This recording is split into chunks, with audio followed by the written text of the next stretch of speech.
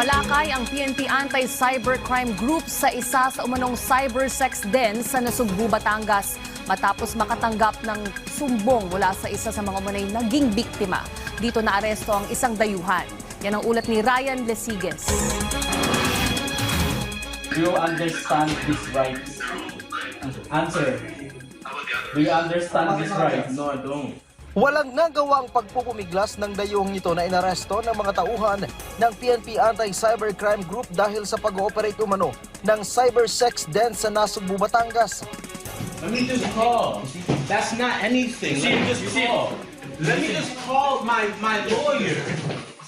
Bro, let me just call my lawyer. I'm not gonna go anywhere. Matapos basahan ng kanyang karapatan, agad pinusasa ng suspect. Lawyer, because he's gonna have to call my lawyer.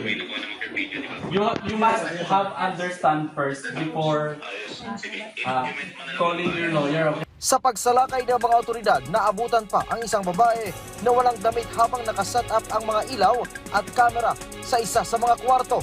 Nakuha din mula sa crime scene ang ilang camera, laptops at maging sex toys. Nasa 100,000 pesos umano kada buwan ang posibleng kitain sa alok nitong pagmumodel. Pero imbis na sa runway, kama ang nagsisilbing stage ng biktima at gumagawa ng kalaswaan.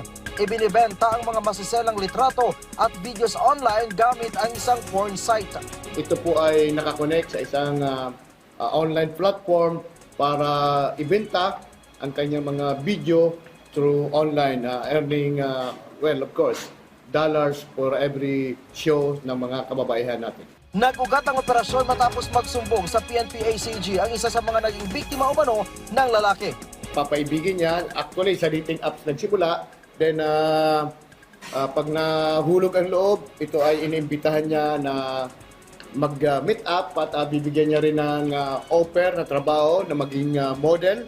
Nasa 7 mga babaeng biktima ang na-rescue ng pulisya mula sa isang apartment at townhouse ng dayuhang suspect. Marami sa kanila ang hindi na nakakalabas dito mula nang sumabak sa online kalaswaan. We considered them as illegally detained kasi hindi sila makalabas.